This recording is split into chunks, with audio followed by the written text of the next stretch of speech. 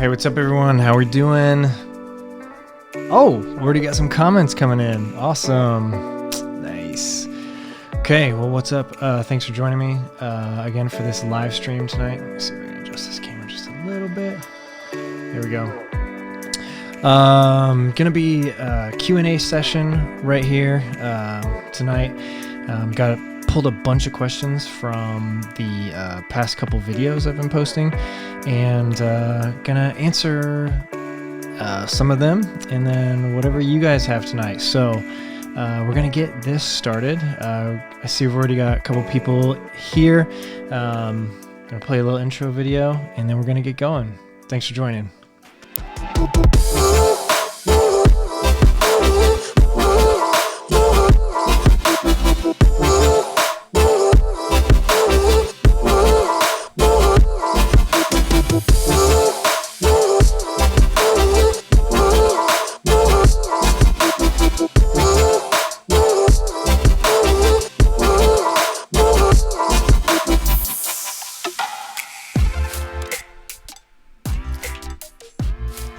All right, we're back. Once again, thank you guys for joining me tonight. I know, or I saw somewhere that there might have been some like scheduling conflicts too. I see that Aravaipa was having their live stream tonight, but I tried to tune in and I didn't find it. So I don't know. Did it already happen?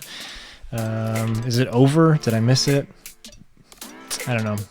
But yeah, finished Aravaipa strong, and wanted to kind of tune into that live stream and just see what they were doing over there, but couldn't find it.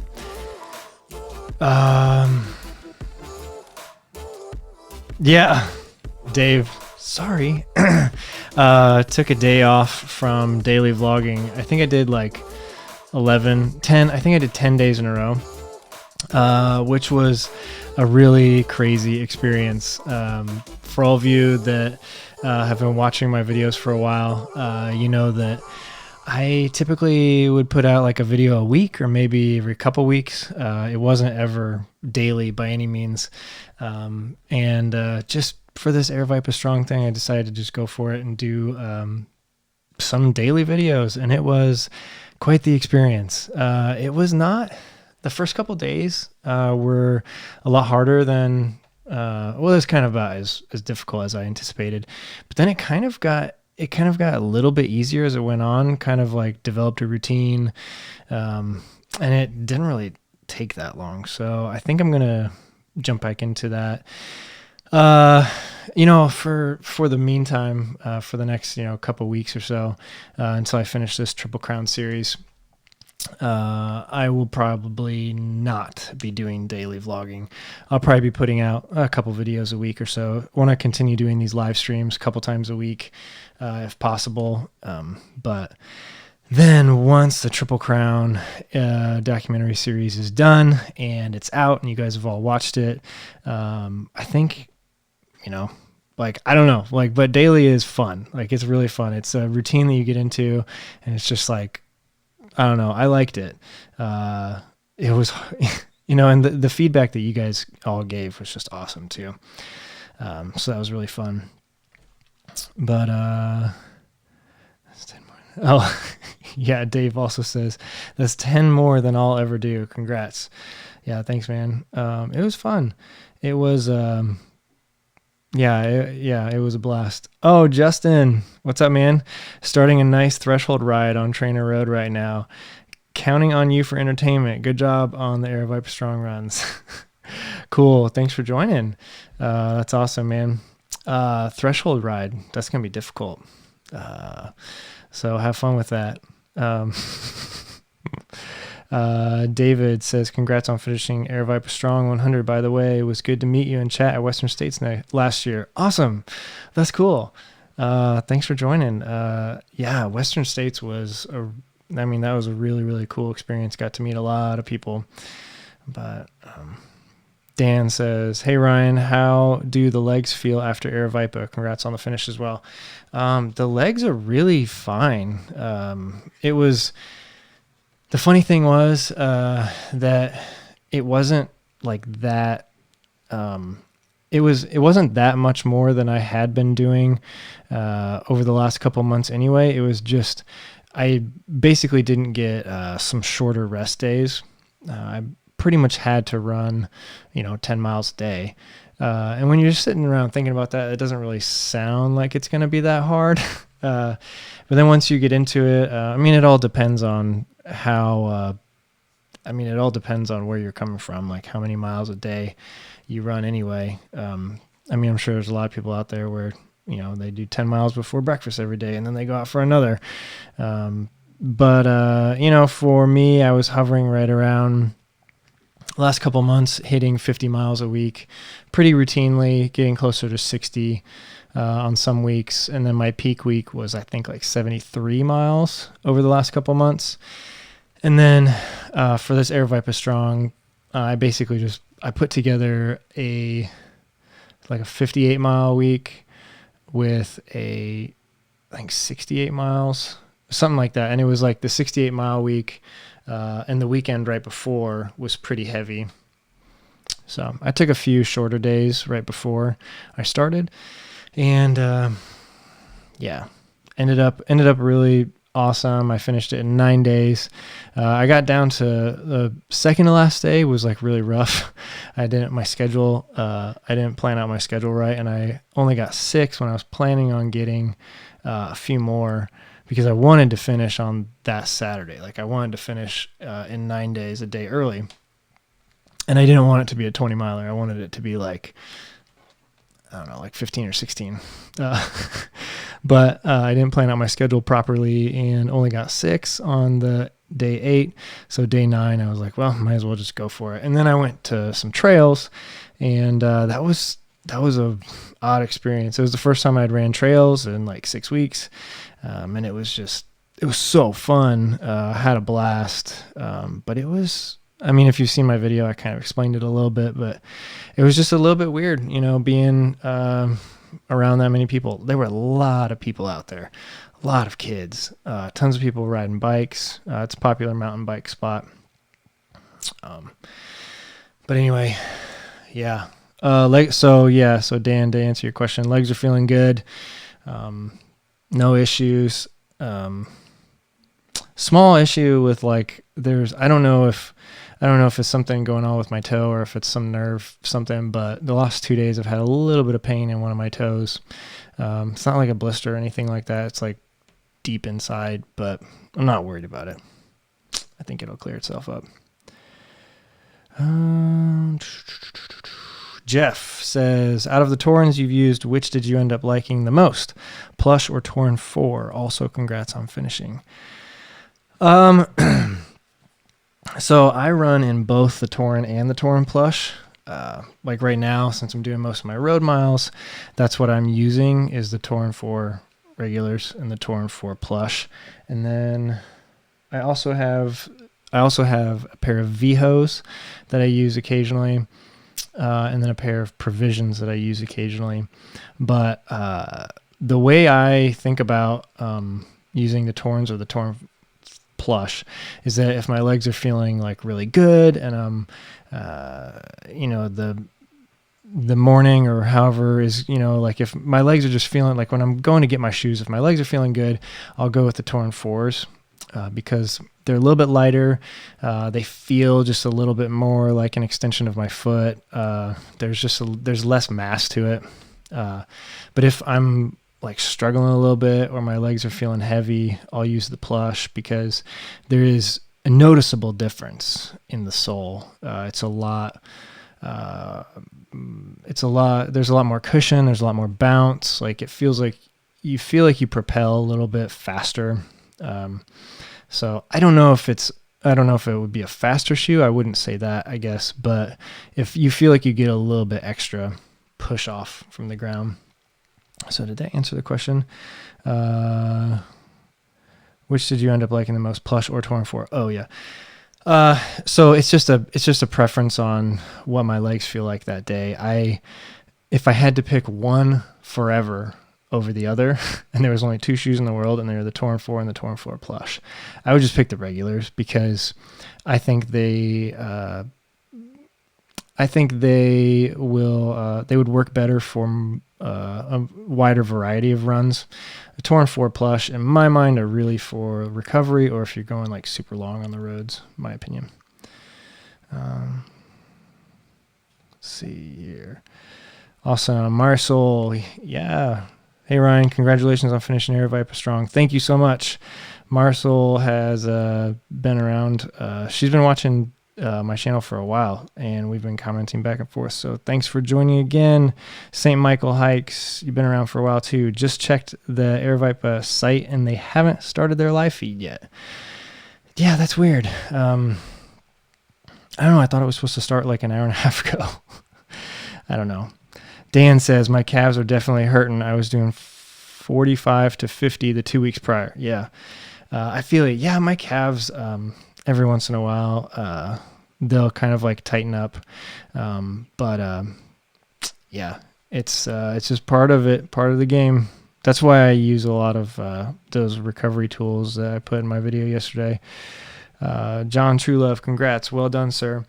Okay, everybody, this guy, look at this guy, John Truelove. Remember that name. He ran a self-supported, I guess, would you call it self-supported? You had a pacer for some of it, but you did it all yourself. You had 2 aid stations, 100 miles by himself, like on Friday night into Saturday. So this guy is the real deal. Congrats to you, sir. But thanks anyway. Yeah, I hope you're doing well. Hope you're doing well, John. Seatown fan says, nice job. Big accomplishment. Thanks. Sorry, Dimaji, do you think that you need to work on your calves more because you run in ultras and the zero drop? I don't know. That's a good question. I've thought about that. I think I think your body and your legs probably get used to whatever types of shoes you run in the most. I think if you run in zero drop all the time, I think your calves will, especially if you've been doing it for years, I think your calves will figure it out. So no, I don't think that that's why I have to work on my calves a lot. I think it probably has to do with my body composition, the way I run, my form, something. It has to do with the chain, like how I'm using my glutes, my hamstrings, my quads, how I'm using my back and my shoulders. Like, I just think that there's probably, everybody has a certain point in their chain that might be holding too much of the load on every step. For me, I think I just put a lot of strain on my calves. I know I do because I have to work them out a lot. Yeah. So I don't know. Like, I don't think it has to do with ultras and zero drop. I think if you wear Nikes your whole life or for a couple years, you wear ultras, you wear Hokas, whatever you wear, I think your body will get used to it, in my opinion. But, yeah. Dan says, just got back from getting my calves worked on for 2 hours. My massage therapist. LOL, worth the pain. Wow, that's awesome. I wish I had that. Michael says, playing on any other virtual events. Great job on the vlogs, by the way. No, I'm not planning on any other virtual events right now. Some people have asked me about the Run Steep Vertical Limitless Challenge, and I looked at that. I might sign up for it and just do it as like a one-day thing. Like, I don't know if they have like a 10,000 or 15,000 foot vert option, something like that. Maybe I'll just sign up for something like that and just go on a Saturday and just, it would suck though, because we have like this one hill that's like 100 feet. So I'd basically just be going up and down that. But maybe I will, maybe I'll make a video about it and you guys can all join me on that. That would be pretty funny. Joel O'Brien says, I'm inspired by your running 100 days and counting. I like your rolling demo. Any additional ideas of how to avoid injury and run every day? I'm currently 9 days and counting. Yeah. So you're getting into the point where at least for me, my body was, not my body wasn't having the most fun time ever during this part right here. Probably I would say the first like 3 weeks were the biggest shock to the system for me. And I did a lot of rolling. I made sure I did a dynamic warm up before every single run. And I know that it takes a lot of extra time to do that. And it's not the most fun thing in the world. Like doing lunges for 30 seconds is not fun. Like crawling on your hands, like doing like, I forget whatever that yoga pose is or whatever, but that's not fun. But I really do think that helps, especially if you're trying to run every day. I think getting, safely warming up your muscles so that the first thing your muscle has to do is so that running is not the first thing your muscle has to do. So that's what I would say is make sure you get a dynamic warm up before every run, and it doesn't have to be that long, 3 minutes, 4 or 5 minutes, something like that. And then, I would say I just wanted to say one thing, and that's the most important thing. So dynamic warm up is what I would say. I did do some stretches. When I started feeling my certain areas get tight, I would stretch out that part like right after a run, but I never stretched before a run. Carlos says, hi, Polar Grit X or Garmin Fenix 6. I use in trail running. Regards, Portugal. Sorry for my English. No problem, Carlos.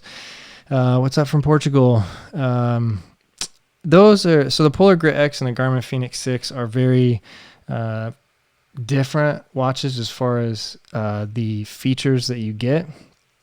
So if you're into like all the features, you want real maps that will look like Google Maps on your watch, or if you want the ability to play music, if you want the ability to have basically an app store that you can download lots of stuff from, that would be Garmin. Like you'd have to go with Garmin. But if you want a watch that has better battery life, pretty good screen, same thing like GPS, all of it is pretty much the same. I do like Polar's virtual power that they've been able to put out. That's one thing that I wanted to talk about later. I want to show you guys a chart about just comparing the Stride and Polar and how they've been like really close. And I can't believe how close they've been. But the price difference between the Polar Grit X and the Fenix 6 is also like $400 or something. So the Polar Grit X is only $429. The Fenix 6 I think is pushing $700 or $800 US. So if you care for all those extra features, the Fenix 6 is probably the best running watch out there. But if you don't need all the extras, the Polar Grit X is, I would recommend that over pretty much any other brand at this point other than Garmin. Air Viper Strong live stream has now started. Shoot, I shouldn't have put that up there. Now you guys will all leave. No, I'm just joking around. Congrats again, Ryan. Great job, says Simon. Thanks. John says, I'm doing very well at this point. Thank you. Good. Can't wait to run again with you, John. It's been too long. We're supposed to go out to Western States. John got picked to run Western States this year. It's not happening, but you'll be there next year. And yeah, but that would have been sweet. Hopefully we can do a lot more running together pretty soon. Brad says, Ryan, what percentage of your training do you do on the road? Do you do less road miles when you're training specifically for a trail ultra? Yeah, good question. All the trails around me, I have to drive to. So I pretty much only run trails on the weekends, like Saturday, Sunday. And then all my weekday runs are always on roads. And I'm fine with that. Like, I wish I didn't have to, but I'm okay with it.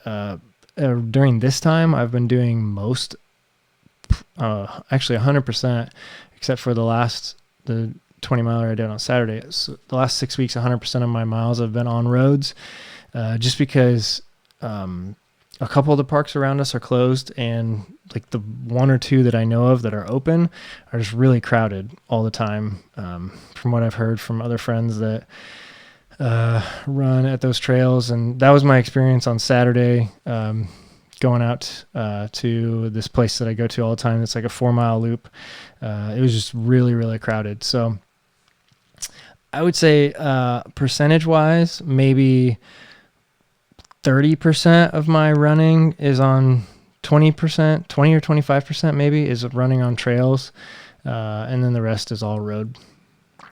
And yes, when I'm training specifically for an ultra, I will do more trail, and I will also, depending on the type of ultra it is, like if there's a lot of climbing, I'll definitely incorporate a lot of climbing on trails, because I think that's really important.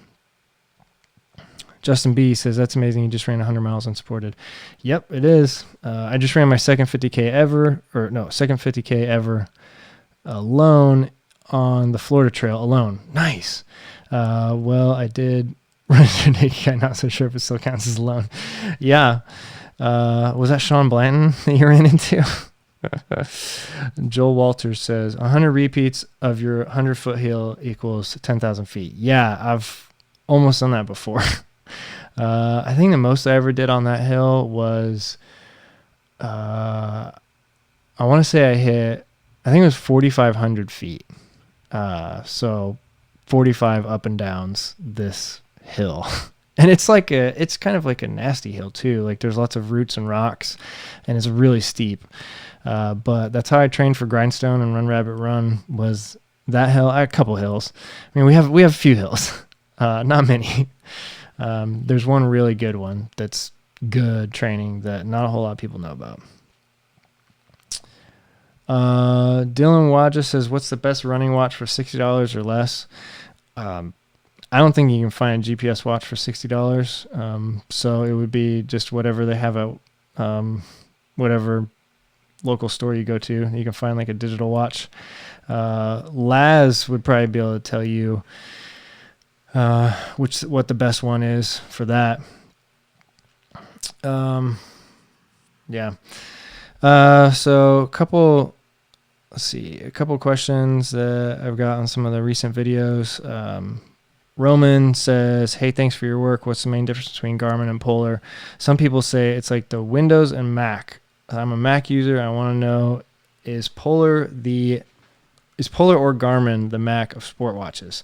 And to answer that, Polar, if Garmin and Polar have to be Mac and Windows, Polar is definitely the Mac. And because Garmin just has so much extra functionality, like you can download tons of different apps, not apps, but you can download, it's like widgets for your watch. You can customize it a lot more. Polar is like what you get is what you get. As far as I can tell, there's two screens for the time. You've got a digital time, and then you've got one with hands, and can't even change the color of the hands. So it's very much like what's in the box is what you get, but it's really good. And it's cheaper than Garmin, which is different than Mac versus Windows. But I thought that was a cool comment. I'd never heard that Garmin and Polar are the Windows and Mac of smartwatches. So there you go. Another comment was, I'd love to see a video stream on video creation, which is something that I think I'll do eventually, especially after this Triple Crown is over. I will go through, it'll be really fun to show you guys how it all went down. I'm also going to have some vlogs come out around the same time on my YouTube channel, which will be all the vlogs about going out to Washington, California, Utah. So really excited about those, but then doing live streams and kind of like tutorials or not classes, but maybe something like that about how to create videos and how to shoot documentary, stuff like that. So that's going to be awesome. And then Dimaji says, Dr. Teal's Epsom salt baths are awesome for recovery. And that's something that I wanted to see if anybody out here does that, because I have never taken an Epsom salt bath, but he says it's great for recovery. So I don't know, maybe I'll try that. St. Michael Hikes says, I've been using Garmin for years, so probably biased, but I did recently get the 945 as it was cheaper than the Phoenix 6. Yeah. And the 945 is, don't quote me on this, but I think it's almost everything that the Phoenix 6 has. I think it's almost everything, except for the hardware, obviously. And then, yes. Chase Summit, Dave says, isn't the Apple Watch the Mac of smartwatches? Okay, you got me there. Yes, it is. Richard says, hello, what do you say about Suunto? Suunto is really good. I have the Suunto 9, and that is, the hardware is awesome. Like, it's a great watch. It's very, very tough. I've never had it mess up on me, other than the battery being a little bit less than advertised during a 100-miler. It's just been a really solid watch. It works really well. It works every time. The thing that holds back Suunto is their back end. The software environment that surrounds Suunto is just leaves a lot to be desired. The app is just kind of like, I don't like the app very much. I find myself like, I don't even open it other than to sync my watch. And also the syncing is really slow. And I have no idea why that's the case. But it's the slowest watch to sync. It'll literally sit there sometimes for 30 to 60 seconds for like a 5-mile run, and it'll be syncing to the phone. And then I turned off the sync from Strava, or from Suunto to Strava and Training Peaks and all that. And I use this app called Run Gap, because that works instantly. And so that's my only thing about Suunto, is that the watches themselves are amazing, as far as like just being rock solid and dependable. But the back end and the software is just holding them back, in my opinion. And then John Gardner, who's new to the channel, says, question for future podcasts. What do you do to strengthen your feet with the goal of delaying the onset of terrible overall foot pain that inevitably shows up in my long runs, other than doing more long runs and time on my feet? I got that one. So that's a really good question that I wanted to talk about. It kind of goes, I would say the answer, if you're looking for a video I've done in the past, is that video that I put up a couple weeks ago about with the balance board and like the cushion that I stand on.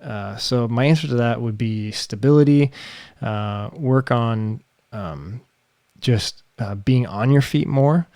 And then there's a lot of different things you can do as far as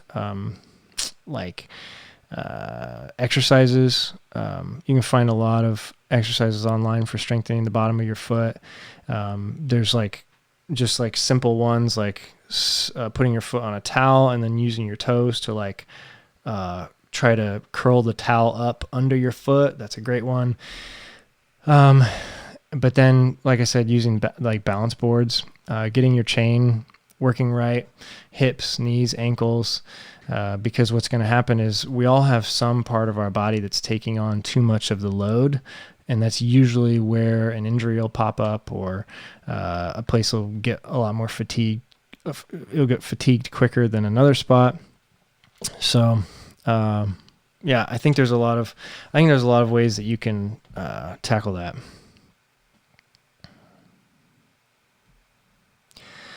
So Miguel says, top of the evening, Ryan. What's up, Miguel? Any tips on how to get music on a run without bringing your phone? I'm between the Apple Watch and the Garmin, and Garmin. Easiest way for that to happen, to get music on your run, is to just use an Apple Watch. That's what I have here. I sync playlists from my phone to my watch, and I use a pair of these Jaybird Bluetooth headphones. They're just little tiny buds that you stick in there, and they just connect to the watch. And so when I run with my Apple Watch, a lot of times I'll take headphones, and it's the easiest possible way to run with music is to just get an Apple Watch, especially if you don't need like a hardcore watch for super long ultras. You're not really worried about falling and busting it. If you're just doing a lot of road runs and don't need the crazy battery life, and you really want music, then the Apple Watch is the way to go. Garmin does have a way to get music on your watch, but from what a lot of people say is that it's not great, and it kills the battery really fast. So at that point, might as well have an Apple Watch anyway, right?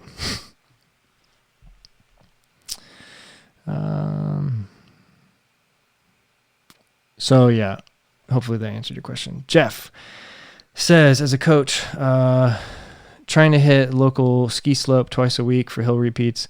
Day 1, run inclines and declines. Second training day, hit the incline and run the declines. Good training or not? Yeah, I think that's great training. I mean, no matter what you're focusing on, if you're going up and down, that's fantastic. I mean, a lot of what you're doing during training is, yes, you're training your specific muscles to go up and down these hills, but the other part of it is you're training your mind. And so when you go out there and you're just doing these long repeats, I think that's one of the advantages that just running up and down a hill has, is that you get that mental side where it's just like when I go to this 100-foot hill and I do it for 4 hours, I mean, at a certain point, it becomes all mental because it's so overbearingly boring and terrible. And it's just like, it's the worst thing ever. And so it becomes almost like an entirely mental thing. And so then when you get into a race and you're, 50 miles in and you have a 2,000-foot climb up a mountain, it's like a dream come true because you have some views to look at. Or you don't have to like keep going down every 2 minutes. There's a big side of it that it's training your mind.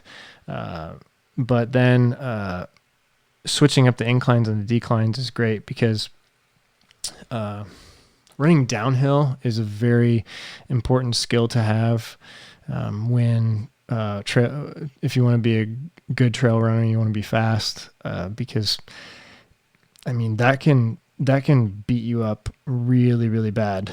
If you get in the middle of a race and there's a big decline, and you're running down this mountain and you get caught up in a group and you're going too fast, you can really blow out your legs like that. So training the declines is super important. And if you are just training on a treadmill all the time, you don't get that. So you're gonna have to figure out other ways to do it. Like doing, a lot of like just exercises like box jumps, lunges, things like that can help if you don't have hills to run down. Jody Runs says, my Suunto syncs almost immediately with Strava. It's the limitation for programming intervals that is the main issue I have. Yeah, that's good. You have good luck with Suunto. Don't change anything. And this is the limitation for programming intervals that is the main issue I have. And yeah, that's something that, it's definitely another thing that Suunto doesn't have, but I don't think Koros has the ability for intervals. I know Garmin, like you can download widgets or apps for that. And then the way I do it is I do intervals like either on my Apple Watch or I'll use my phone like on a treadmill. I don't do so many intervals outside, but when I do, I use my Apple Watch. connected to the Stride, so I get really good data anyway.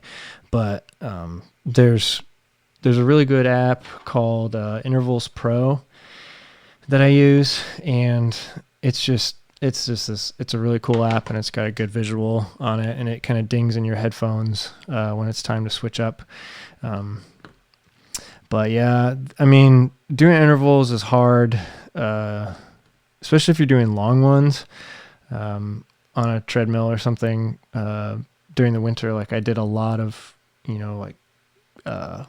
8 mile or 8 minutes on, 4 minutes off, 3 minutes on, minute and a half off. And when you start doing all that math, an hour into a run, it gets really difficult. So having some sort of app or your watch giving you the cues really, really helps.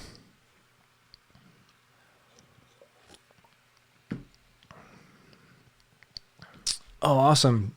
John says, I ordered the items you demonstrated in the video. Thanks, Ryan. Nice. Thanks for joining, John.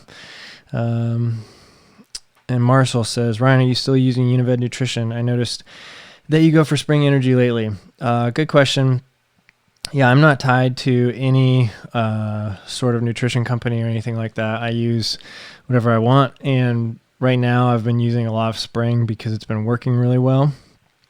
Over the course of the last year, I just started to get tired of the really like sugary stuff. And it was just a personal preference.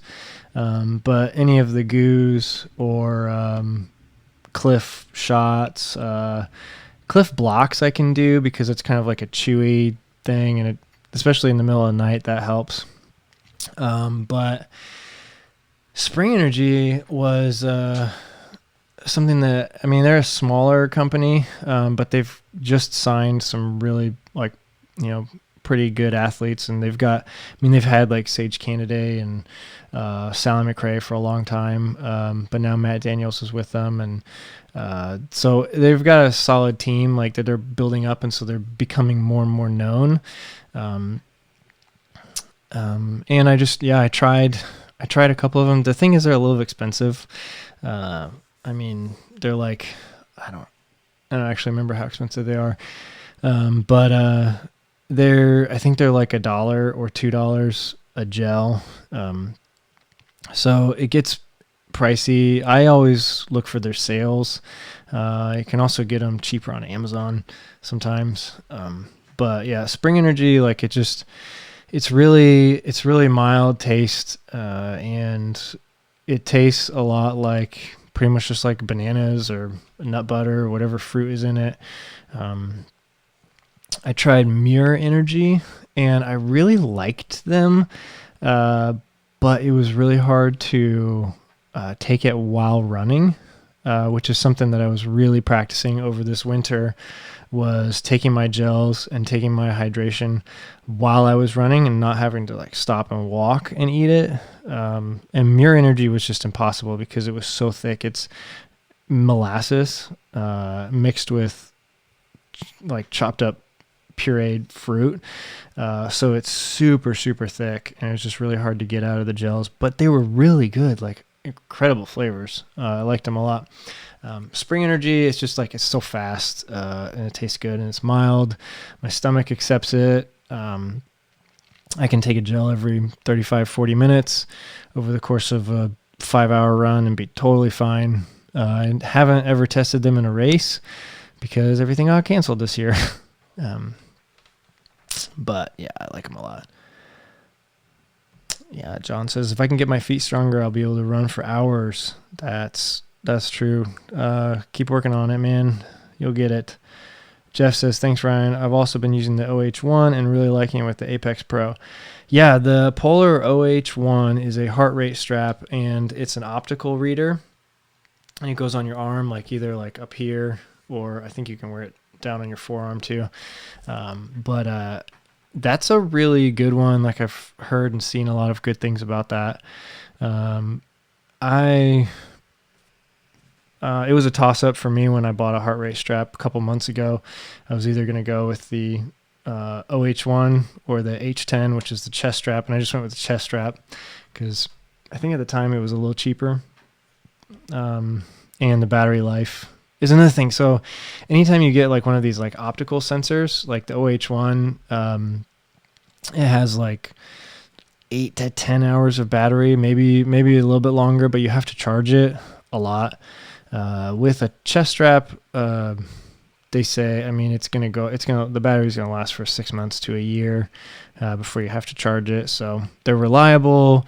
The technology is just like dead simple. It hardly messes up. Just really, really solid. So I went with the chest strap. But if you have a Coros, you have to have an external heart rate sensor. Suunto had better intervals on the Ambit 3 than today. Justin, are you still in the middle of your threshold session? Good luck if you are. DB says, Ryan, would love to hear your experience with Ultra Zero Drop shoes versus something more traditional. I've always been intrigued but afraid of the lower leg chain fatigue. Yeah, I had a question a little bit earlier that was kind of similar to this, and it's definitely a big concern, and one of the biggest concerns that I think people have when they're coming to Ultra shoes is because they feel different when they're on your feet, especially the first couple of runs. Like you just feel like you're not moving forward. You feel like there's like this extra, there's something pulling you back, and it's because your heel is actually dropping farther than it normally does, and it's just this weird, like you just feel awkward for a while. But what I found is that it helped with my plantar fasciitis that I had plantar fasciitis for a couple years, and I do believe the Ultra shoes helped with that because I switched, and within like 6 months or so, the plantar fasciitis was gone, and I'd had it for like 2 or 3 years. But it also, I don't know. I like the zero drop, especially on trails. You don't even really notice that big of a difference. I mean, now maybe if you're coming from a Nike or something that has a lot higher, like 10 or 12 millimeter drop, something like that, you might notice that on trails. But during the roads, when you're on roads, it's definitely something that when you're transitioning to Ultra, you have to be a little careful of. But once you get used to it, most people that I know that have switched to Ultras have been able to switch pretty quickly. Miguel says, any thoughts on fasted runs? I've been hearing good things from Dr. Rhonda Patrick, who talked about it on the Kevin Rose show. Yeah, fasted runs. I have done them a lot, and I really like them. Pretty much anytime I run in the morning, it's fasted. So throughout the whole winter, I was getting up and I was at the gym by 5:30 to run on the treadmill. Every single day was a fasted run. And, it started fasted every day. And then some days I wouldn't take any nutrition throughout the whole thing. It would just be water. And then a lot of days I would take gels throughout those runs. But, fasted runs are really, really great. And it helped me lose like quite a bit of weight. And I really like the feeling of getting up, running in the morning, and then coming back home and eating. And you just feel a lot stronger when you can get up and not eat anything. Just take a sip of water and then get out the door. You feel really strong when you do that. So I don't know a whole lot of the science or anything behind that. I've tried to look into it, but pretty much every coach out there will recommend at least 1 or 2 fasted runs a week, just because they're good for you. Let's see. Marcel says, I like Spring Energy too from the Unived products. I just take the electrolyte mix and recovery mix. Do you remember the Unived green tea flavor electrolyte mix? Yeah, green tea was great. I loved it. Yeah, I don't know. I don't think they have it anymore though. Joel Walters says, what kind of general training advice would you recommend for a 73-mile trail race with 11,000 feet of gain? It's about 100 days away. Yeah, that's 11,000 feet of gain over 73 miles is not crazy, but it's definitely something that you can't ignore. You're gonna feel it. It depends what the climbs are. If it's 3 climbs of almost 4,000 feet, that's really different than if it's rolling hills throughout the whole thing. So I would say any type of ultra, you really got to train specifically for that ultra. I mean, any race, but definitely ultras. There's a greater chance to fail miserably if you train for the wrong specificity. So if you run flat roads for all your training miles and then you go do a race in Colorado that's all mountains, and you're gonna fail miserably. Other like shorter like road races, like it's a little bit different. But when you're training for an ultra, you just have to train specifically for that ultra race that you're going to do. And I would even get as specific as looking at some of the climbs and trying to match the distance and the vertical, like how long it's going to take you. Say you've got a 3,000 foot climb over 8 miles. I would divide that out, and I would try and go out and do that, whether it's on a treadmill or if you can find something closer to that, just to feel what that feels like. Because when you're in the middle of a race, and Grindstone 100 was my first 100, and it was in the mountains of Virginia, and it's 23,000 feet of gain over 100 miles, and there was some climbs that were 3,000 foot climbs, and that was the first time I had ever done that, anything close to that. And I just I remember just thinking, like getting like halfway up one of those 3,000 foot climbs, an hour and a half into it, and thinking, you gotta be kidding me. Like, I'm not even close right now. And I've been climbing up this mountain for an hour and a half. So the mental side of it is something you really got to train for. So look at the vertical profile, see what type of terrain it is. Is there a lot of roads in it? Is it all single track? Is it going to be rocky terrain? Is it going to be really smooth trail? Is it going to be a lot of fire roads? Is it going to be super muddy? Is it going to be sandy? I would really train specifically for the elements that you're going to find out there. Don't worry about weather, because you're going to find all sorts of different weather. So 73-mile race, it's going to take you a good half a day at least. So you'll probably see some weather. But yeah, and then I would try and mimic some of the climbs. That would be my advice, is just to train specifically for that race. Jonathan Van Junes says, Ryan, mate, you just got nominated for Best Vlog at Air Viper Strong. Whoa, nice. Cool. That's awesome. Too bad I'm not watching. Justin does triathlon. Yes, sir. This message coming to you at 179 beats per minute via my OH1. I agree, at battery life. Good monitor, but charged every few days. 179 beats a minute, and you're typing this out? Oh my gosh. You're an animal, Justin. Oh my gosh. Laura says you got nominated for an award on your vlog. Holy cow. Maybe we should tune in. Oh, what's up? Ultra Dad coming in a bit late. Any rumors on Hard Rock? Just ordered my Mavic Air 2 drone. Nice. Can't wait. Also, how about a Grindstone check-in? Yeah, good questions. Hard Rock, I don't know. I think there's about 4 people in the world that probably know if that race is going to happen or not.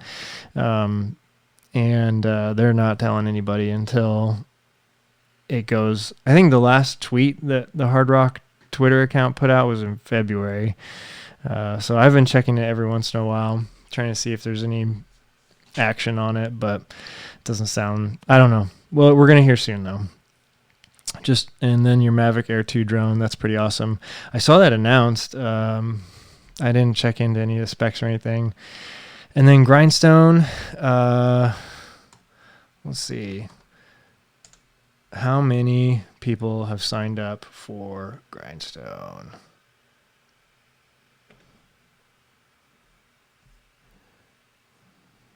$79 registered runners. I'm not one of them yet. Don't worry about that. I might be sometime soon, depending on what all happens with everything. Yeah, I'm not signed up for Grindstone, and I don't plan on signing up unless something major changes with the way everything's going with this whole thing.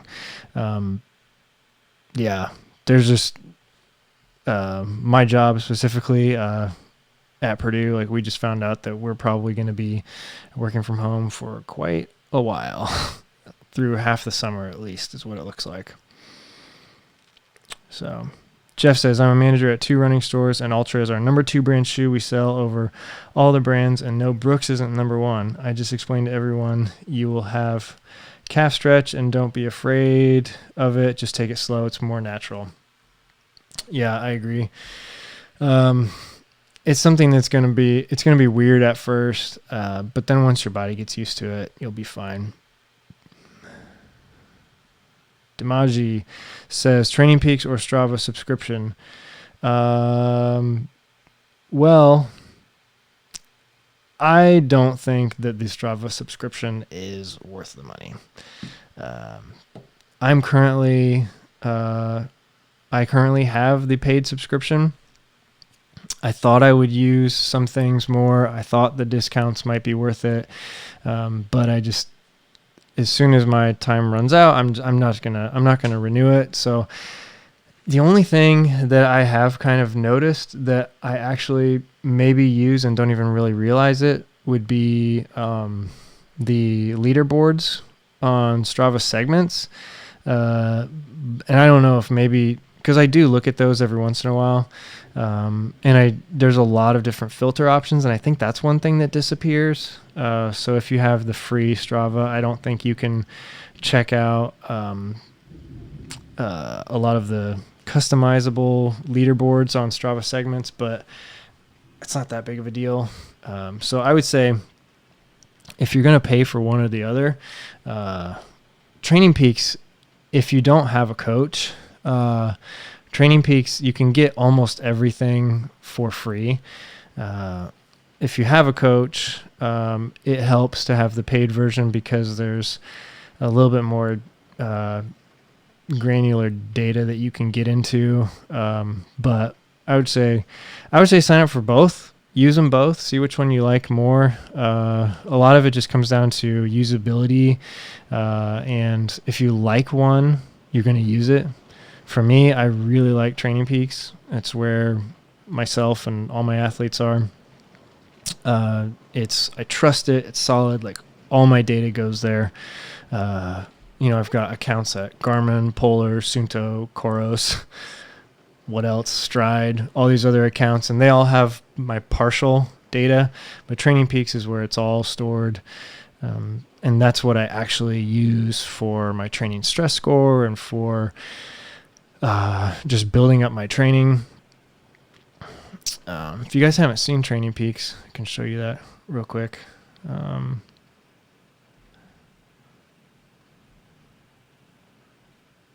Let's show you guys this dashboard. So this is my dashboard where you see just my data. This is super cool. This is a performance management chart. I'm going to make it bigger here. But this like blue area right here is my fitness level. All these other data points are Blue data point is the intensity factor of that workout. Red data point is the training stress score. So you get these two scores for each of your workouts based off of metrics that you've been building, based off of things that you've told Training Peaks as far as what your FTP is, max heart rate, all that kind of stuff. Pink line is your fatigue line. Yellow line is your form, which is basically your recovery. So all of this put together helps you build your season. And if you have a coach, your coach will be looking at this a lot and trying to build you up. This is a pretty steep ramp up. Most of the time you won't see a ramp up like this, but this is because right here, somewhere around right in here, I started running every day. And I also started putting in like pretty solid miles because my A race of the year, Cruel Jewel, I almost forgot the name of it. Oh my gosh, that's how far over this race I am. Cruel Jewel was supposed to be middle of May, and so this was like prime training time. Right around in here is where I found out that Cruel Jewel was going to be canceled. Or no, this was the start of the coronavirus, and somewhere right in here is where it got canceled. But I just knew that it was because I could see the writing on the wall. So this is the performance management chart is something that I do believe you might need to have the paid version of Training Peaks for. But it just gives you just tons of awesome data. Like this chart right here, this is my time and power zones over the last 90 days, my time and heart rate zones over the past 90 days, my running vert. As you can see, I was training a lot more for vert, and then coronavirus, and I didn't get vert anymore. But just lots and lots of stuff, lots and lots of data. You can connect really easily to basically all of your gear. You can connect to, I have a Garmin scale that I weigh myself with every day, and it does all these data points along with your weight, your fat percentage, all that kind of stuff. Water. What I'll do is I will, on my long runs, I'll weigh myself in the morning, and I'll weigh myself right after the run, after taking in whatever nutrition and hydration I was going to take in during that run. And I'll get home and I'll go weigh myself before I like start eating or drinking anything. Because that's just like really, really interesting data, at least for me, to see how much water weight I lost. And it's just wild to see like how much you're losing, especially on hot days. And then it's all stored in Training Peaks. So like I can go back and look at, 3 years ago, what was my long run, all that kind of stuff. I love it. Strava, you can do a lot of the same stuff, but it's not nearly as customizable, and it's not nearly as data-driven as Training Peaks is. AK Trail Runner, what's up, man? Hey, Ryan, just finished a run and jumped in to catch up. Well, thanks for joining. We've just been going back and forth, answering a bunch of questions. I found out that I was nominated for something at Air Vipa Strong that's also happening live right now. So that's pretty cool.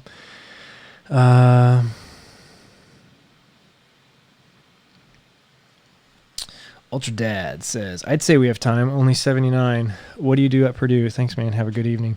So at Purdue, my day job is I work with our faculty in the sponsored program. Well, I work in the sponsored programs office, and I work hand in hand with our faculty at Purdue. And I help with applying for research grants. So putting all those packages together, and there's a lot of grants out there right now for COVID-19, and Purdue, just in the last week or two, we just got 3 grants to research all sorts of stuff. But it's we're very, very, very busy right now, which is it's tough because we're all working at home on laptops, and I can plug into a big screen. But we're all working from home, and it's just kind of tough right now. We're so busy, it's just crazy. DB says the leaderboards are on this free version of Strava. Yeah, you're right. They do have leaderboards, but I think part of the paid version is to be able to go in and say, like get data on the like 30 to 35-year-old males, or, you know, like whatever you are, like to go in and see like, okay, in my age group, with just males, like where do I stack up on this segment right here, or to go in and say only my followers or only people in this group. I'm not positive, but I think that's part of the paid version. And if it's not, if the free version gets all of those options anyway, then I'm literally getting nothing for the paid version of Strava, except for that little orange arrow next to my picture. But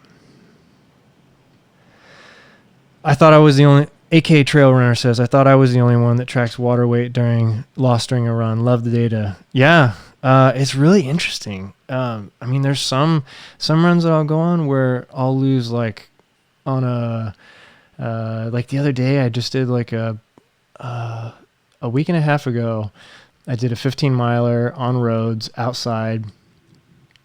I think it took me like, I was out for like 2.5 hours. I came back and I lost 9 pounds.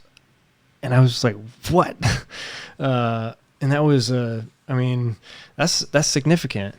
So I definitely wasn't hydrating well on that run. So very, very interesting data to look at. So we are, take a look at something. Oh, we're at an hour right now. So yeah, I just wanted to show you guys one more thing. And it was this really interesting piece of data. If you guys care about running power, this is a run I did today. Don't mind this part right here at the beginning, this 3 miles where I stood, or 3 minutes when I stood still, because I was actually having a very heated discussion with a dog owner that decided that it was perfectly fine for his probably 75-pound dog to play catch without a leash in a grassy area in our neighborhood. So I was having a very polite discussion with him. And he didn't live in our neighborhood either, which was even more infuriating. So anyway, here we go. This purple line right here is the Polar Grit testing. That's this watch right here. Polar Grit testing. I was using the run power function on it. And it's just taking power running from the wrist. There's no external sensors. And then the blue line is the stride pod that's connected to my foot.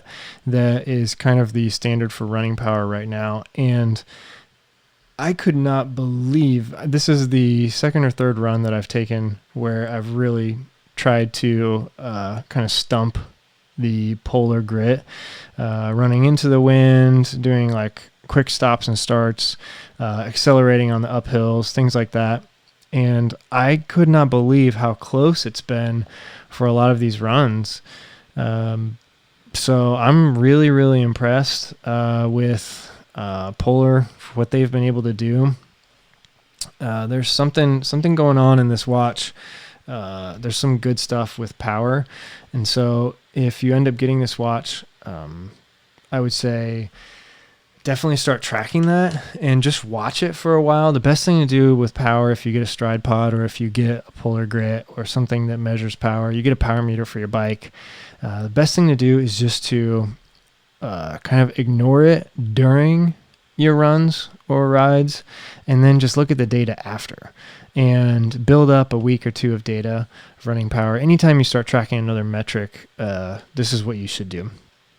Just ignore it during the activity, and then afterwards just kind of like look at it, analyze it, because it's going to be a little bit different for everybody. So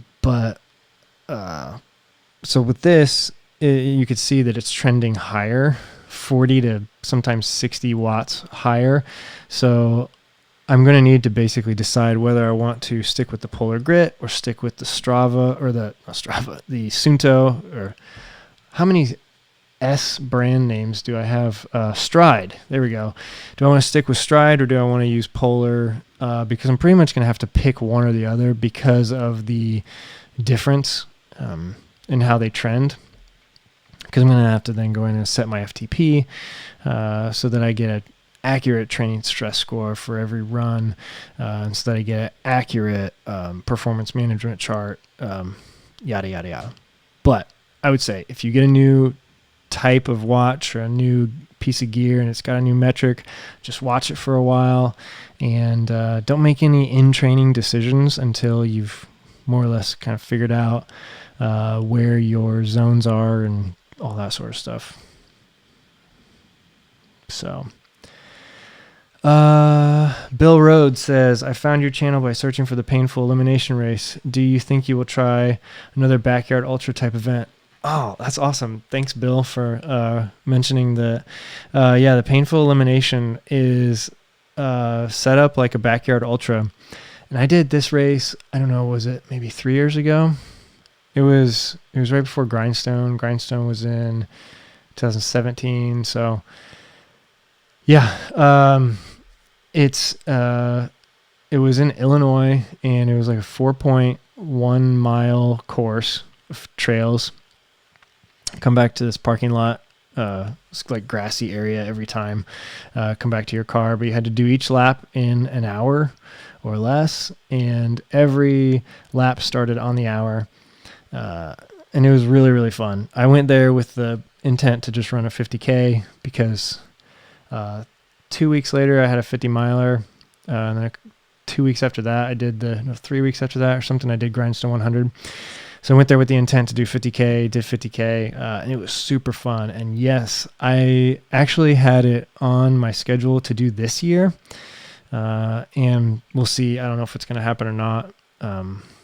But there's just a big lightning out here. So if I lose connection, that's why there's a thunderstorm rolling in. But yeah, I would love to do another backyard style ultra. It's so fun, especially if you do it with people you know. I had a blast, and I went there alone, didn't know anybody. But it would be really fun to do with friends.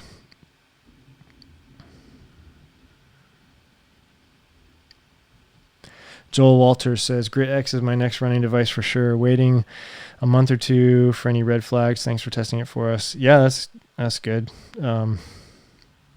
Guy Smith says, how do you like the Grit X so far? Yeah, I like it a lot. It's got a lot of really good, like solid features. I think it's going to be a good watch that lasts. I want to see it power cycle a few times. And then I want to take it out on, I really want to see what it's like during an actual ultra, how the data trends, like, is it really accurate the whole time, or, do certain things kind of fall off? Because that's one thing with the Suunto 9. The other thing is the GPS was just a little bit, it was the least consistent out of all the watches I've ever tested. It would just stray pretty often.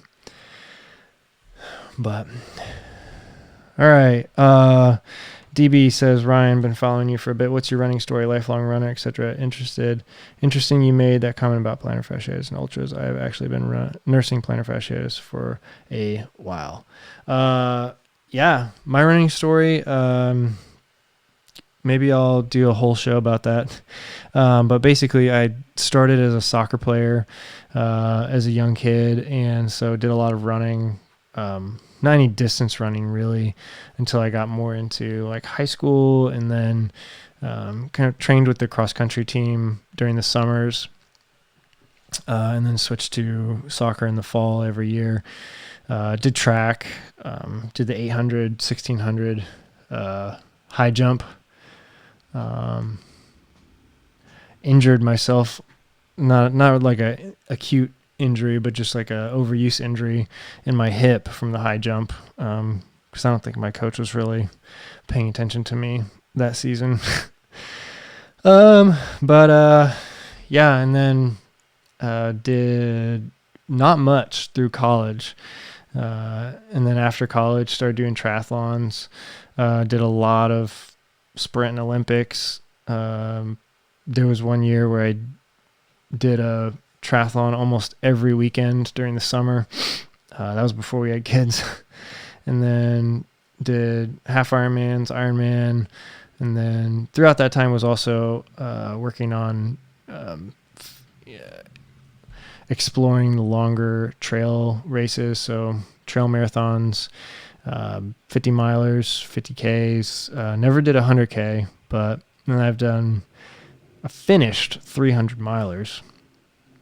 Attempted a few others. But yeah, that's pretty much my story. Started coaching 4 years ago. I've coached triathletes, runners, ultra runners, all different types of people and athletes. So that's kind of my story. But yeah, that's also where I'm going to end this one. Been going for a while. Oh, one more comment. Seatown fan. Which watch has the best battery life? Coros Vertex. It there's no denying it. It's the best. I think they advertise 60 hours in full GPS mode, which I've obviously never tested it, but that's the one I was planning on using for Cruel Jewel. However, I might have actually used this one, but since Cruel Jewel would have had it's a 48-hour cutoff, I probably would have went with the Coros Vertex just in case the worst case scenario happened, and it did take longer than 40 hours, 45, 48 hours. I think the Coros would have lasted the whole time. So that's it, guys. Thank you so much for joining. This is really, really fun. We should all go check out Airvipa Strong's or Airvipa's YouTube channel now. See if I want anything. Yeah, thank you guys for joining. I'm going to try and be doing this at least once a week, sometimes twice a week, and be trying to do a lot more consistent YouTube uploads. Whenever I get this Triple Crown series finished and you guys are able to watch it, be hitting YouTube dailies a little bit more as well. So thank you guys again for joining. I will see you again soon. Bye.